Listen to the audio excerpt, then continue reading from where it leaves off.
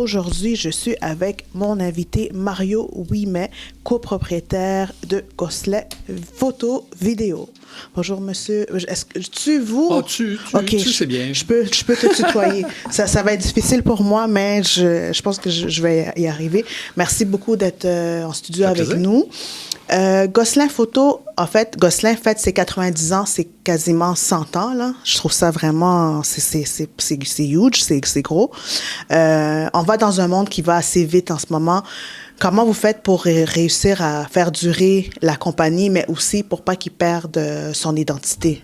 Je pense que depuis le début, l'identité de Gosselin, c'est les gens qui y travaillent. Donc, d'avoir des gens engagés, passionnés, ça fait tous la différence. Puis je pense que la famille Gosselin qui a lancé ça, il y a 90 ans, ont été en mesure de commencer comme ça. Puis on a pu le continuer par la suite. Donc, super gros défi pour nous de continuer, mais très enthousiaste de voir là, qu'après 90 ans, on est aussi populaire. Puis quand vous dites 90 ans, est-ce que vous pouvez nous parler un petit peu de l'évolution de la compagnie? Ben écoute, ça a commencé avec des studios photos par les frères Gosselin. Ça a évolué tranquillement en boutique de magasins de photos surtout. Puis au cours des années, le gamme de produits s'est agrandi. Donc, on est rendu avec des produits autant pour les amateurs très, très, très débutants que les professionnels, tant au niveau de la photo que du vidéo. Donc, ça a été une évolution constante au cours des 90 dernières années. Puis, j'ai vu aussi que vous aviez un siège social à Laval. Pourquoi Laval? Est-ce que pour vous, il y a eu une importance de rester enraciné au Québec? Bien, je pense que c'est pas tous les jours que tu peux prendre une entreprise qui a 90 ans au Québec puis de la reprendre et de continuer, de la faire évoluer, de la faire grandir. Donc, pour nous, dès le départ, c'était clair qu'on voulait solidifier notre position au Québec. Laval, ben c'est un choix facile, très central, pas loin de notre boutique aussi.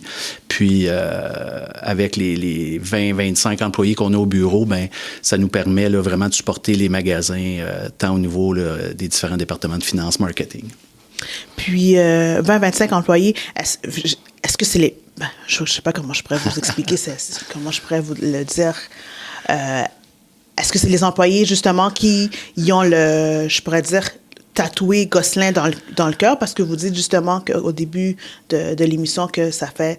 Le fait que Gosselin dure depuis longtemps, c'est la passion de vos employés. Bien, je pense que c'est pas rien que les gens du bureau, parce que oui, on est 20-25 au bureau, mais en total, Gosselin, c'est près de 150 employés. Fait que c'est ça la force, c'est de pouvoir parler avec des connaisseurs puis des passionnés. Puis quand tu as deux passionnés qui parlent ensemble, bien, ça fait de la magie.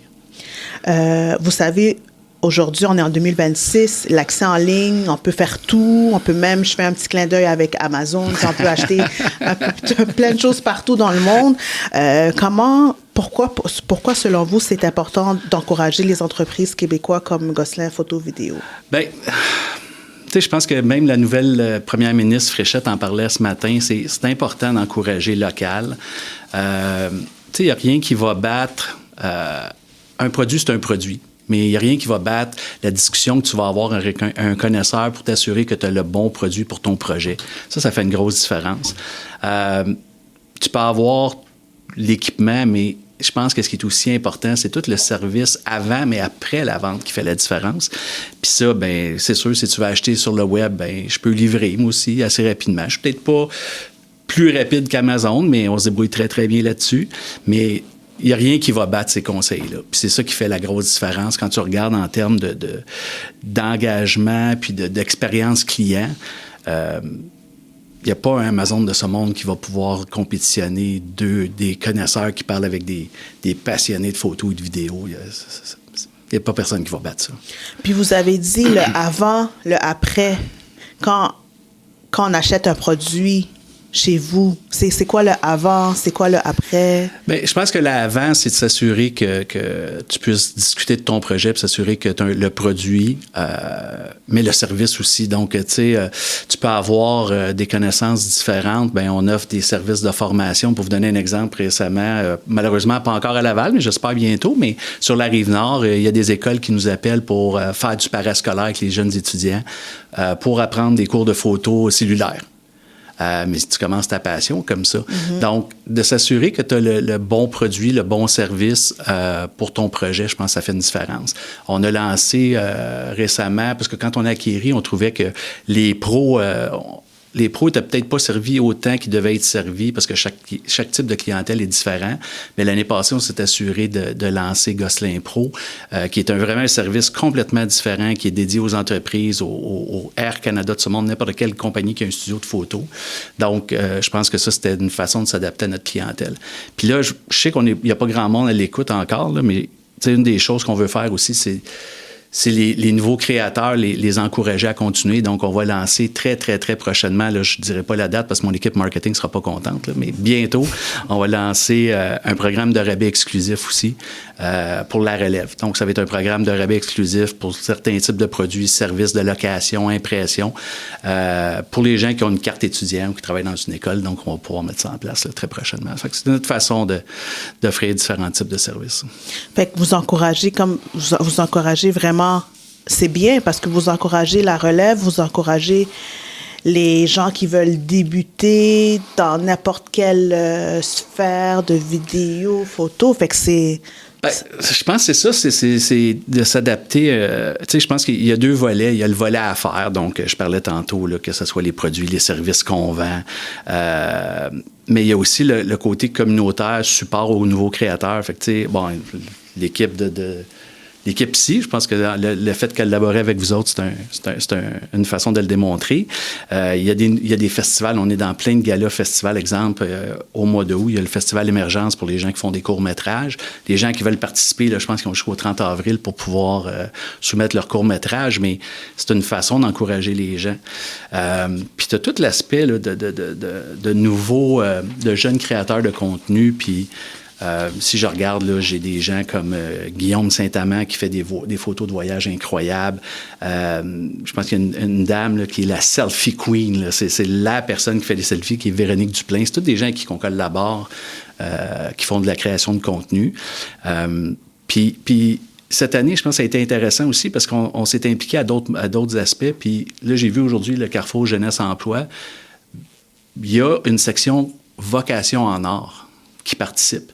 Puis cette année, sur la Rive-Sud de Montréal, parce que moi, j'habite sur la Rive-Sud, les gens qui collaborent à ces projets-là m'ont appelé parce qu'il y avait plein d'artistes, de jeunes artistes qui font de l'art, de la peinture, ces choses-là, mais il n'y avait personne pour la photo. Et on s'est fait un petit plan de match ensemble. On est arrivé avec une petite idée. Puis finalement, pour le volet vocation en art, il y avait un volet photo cette année. Il y avait presque pas tout à fait 10 participants qui étaient là. Mais c'est tous des jeunes qui s'intéressaient à la photo, mais qui ne pouvaient pas vraiment commencer. Puis le fait d'avoir cette vocation en art-là qui a commencé, bien, je pense que ça a débloqué beaucoup parce qu'ils ont tous capoté sur les photos qu'ils ont faites. Donc, il y a plein de façons de s'impliquer. Je pense que quand tu veux, c'est une question d'être à l'écoute puis d'embarquer. C'est vraiment très, très cool de votre part. Merci. Je me suis rendu compte que mon Dieu, c'est tellement difficile de vous tutoyer. Je me suis rendu compte que là, j'ai des questions, mais... J'ai tout changé ton ordre, je suis sûr. Oui, vous m'avez Parfait. Comme repris. Vous avez parlé de la nouvelle génération. Si on revient 10 ans en arrière, est-ce que c'est les mêmes acheteurs ou pas? Est-ce que vous avez remarqué que notre génération consomme plus tout ce qui est photo, vidéo? C'est comme un autre ère. Je pense que les clients, les consommateurs, puis c'est un peu ça notre but, hein, c'est d'être l'allié des créateurs du début à la fin. Fait que faut que tu commences jeune, ben on va te suivre jusqu'à temps que tu prennes ta retraite. Fait que oui, ça évolue parce que la technologie évolue. Tu sais, il y a 10 ans, 15 ans, on ne parlait pas de podcast puis de créateurs de contenu. Maintenant, on en parle, donc c'est important de s'adapter avec ça. Mm-hmm. Mais il y a des choses qui ne changent pas. Donc, depuis maintenant, peut-être 5 ans, la popularité du film argentique.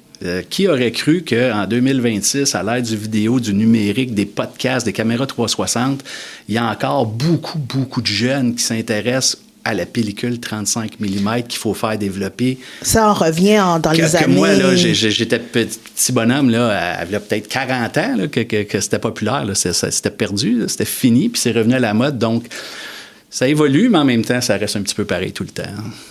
Vous écoutez 450 décibels sur le CSM 89.3 FM. Monsieur Ouimet, j'ai fait mes recherches, j'ai fait mes recherches et vous êtes reconnu meilleur détaillant. Félicitations. Merci. Comment vous faites pour garder...